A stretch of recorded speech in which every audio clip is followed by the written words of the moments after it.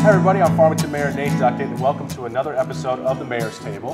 I'm here today with some special guests at the Makerspace at San Juan College, also known as The Big Idea. And with me today is San Juan College President, Dr. Pendergrass. Thank you for joining us. Oh, absolutely. We also have the Dean of Workforce and Economic Development, Dr. Reyes. Thank you for being here. Thank you for the opportunity. Enterprise Center Director, Judy Castleberry. Thank you for coming. And also Luke Renner, an instructor in our Digital and Media Arts and Design area of the college, who I understand is the person who teaches people how to utilize the programs that are going on here at the Makerspace. Yes. Fantastic. Well, thank you all for joining me here today. Luke may have to step away. He's got an important phone call to be on with the governor's office regarding film and media, which is also an exciting thing that we're working on here in San Juan County. But we definitely wanted to make sure we mentioned Luke and the work that you're doing here with Big Idea. Is there anything before you head off, something you would like to say just about the program? And sure, and I'm going to have to take off, but I think this will go ahead and provide a lot of opportunities for economic development in the community. And I'm excited to go and see the things that come out of the Makerspace. Fantastic. Well, thank you for at least joining us for the intro. We're going to talk a lot today about the Makerspace, where the idea came from, what it can be used for, and how people can use it. Those types of things, because it is a big idea. One person who's not here that I want to make sure we do mention is Melissa Meehan. Melissa was obviously integral in us getting the funding, putting the pieces together to make this happen, and she was the program director for the Power Grant. Is that right, Dr. Pendergrass? That's correct. Okay. So Melissa's not here, but she played an important role. So what? T. Greg and Ryan Marion, what are you guys doing here? Hey, we're just checking out the Makerspace. We're trying to come up with the next big idea. I love it. Yeah. Well, you're an inventor yourself, as I know. I have one patent under my belt, and but I told my son Ryan, and that's why we popped in to take a look at all the machines and equipment that's available. I have lots and lots of fun ideas. I can't wait to hear. I know, and I've been down here once before, and now that we have a place like this, I feel confident that some of those ideas can become a reality now. Wonderful. Yeah. And we're just so grateful for your support. We of are the grateful to be Makerspace. part of this. We yes. absolutely are. I just think it's fantastic, and like you said in your intro, which I caught a piece of, I honestly believe that there will be products developed in this makerspace that will result in startup businesses here in our community and spark a little bit of economic development. So I'm excited about it. Well, we're glad that you stopped by, and we're glad to see that there are people in the community that are bringing others to check out the amazing things that are here. So thank you guys. Thank you. Thank you, guys.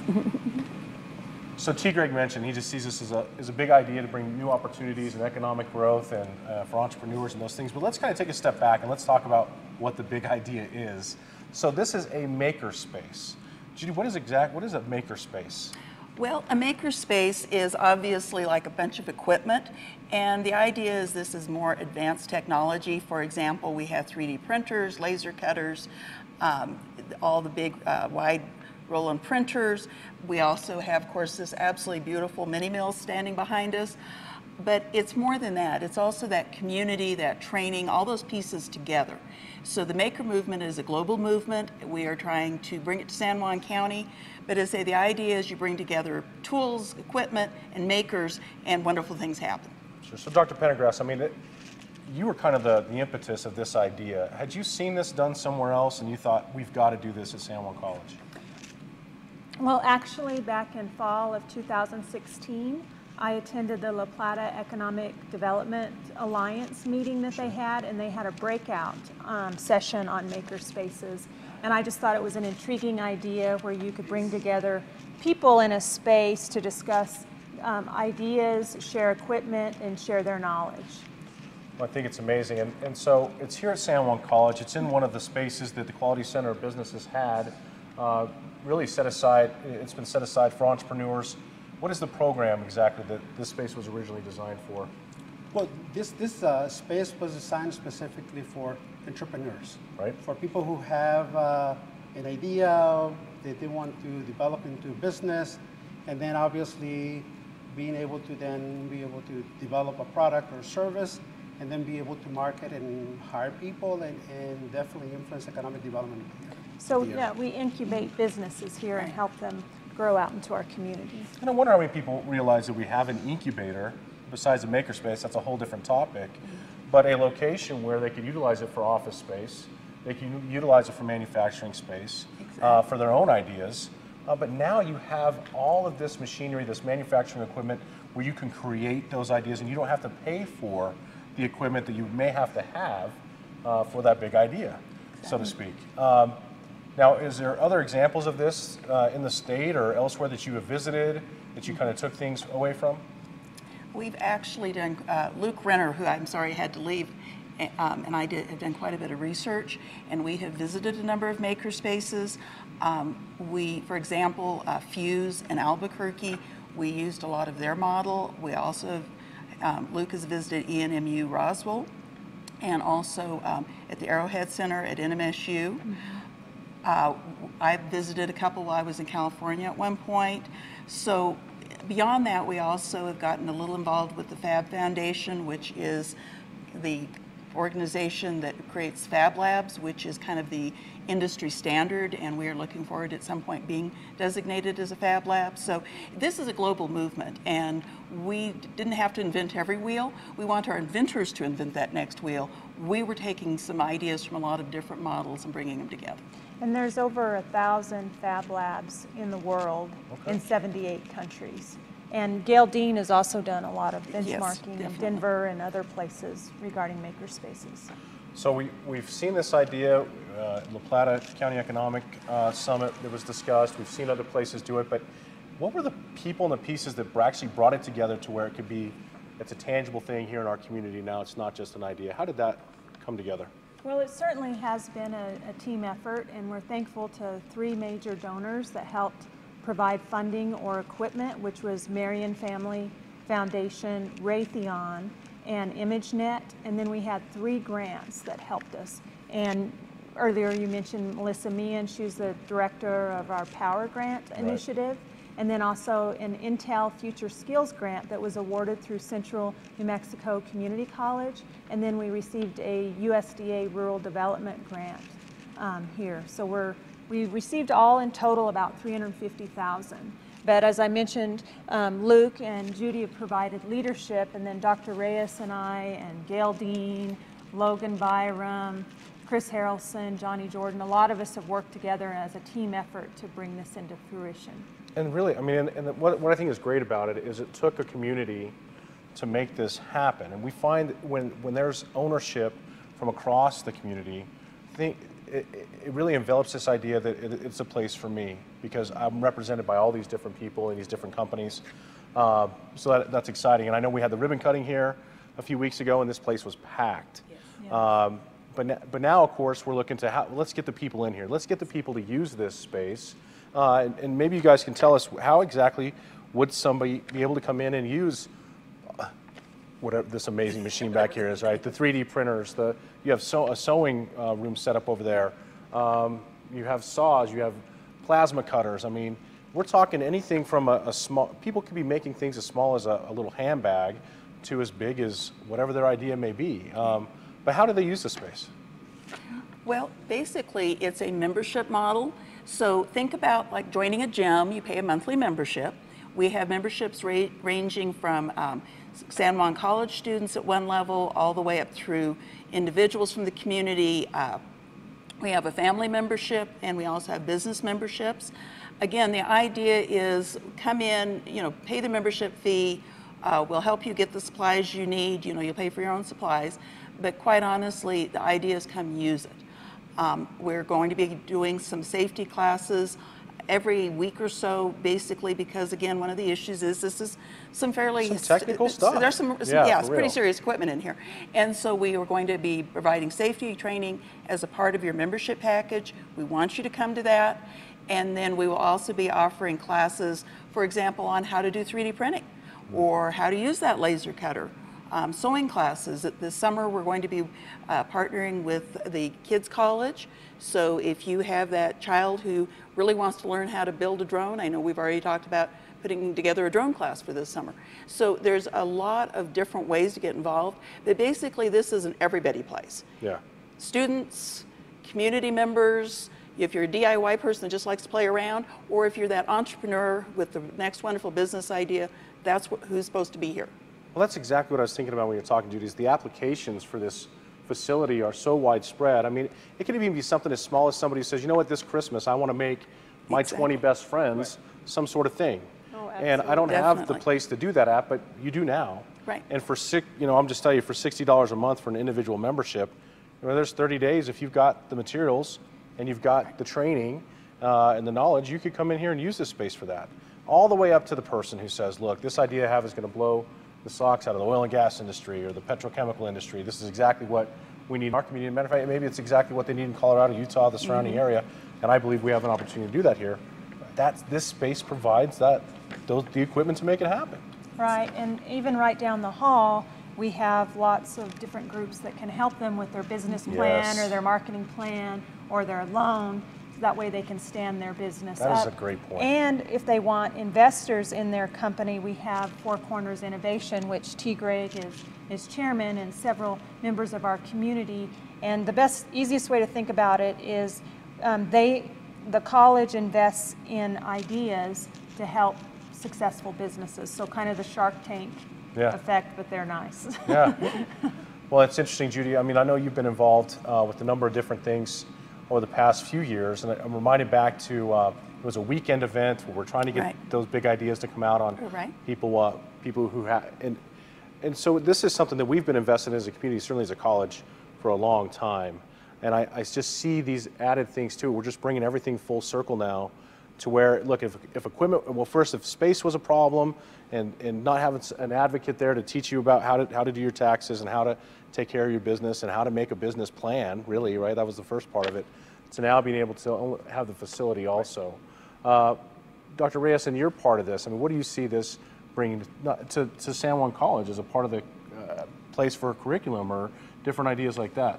But I think it goes beyond that. I think one of the things that we see in Makerspace is this could really be a driver of economic development in the future of this community. If you look at the model of other makerspaces and how they have been able to innovate, individuals who have ideas, who've been able to use the resources that are available.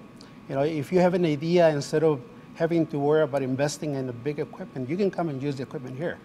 Build your idea, your prototype, then if it's moved to the next level where we can provide support in helping you with your business plan, helping you find maybe investors, and helping you get your business off the ground, it will have a ripple effect in the economic success of this community. That's how we see that component.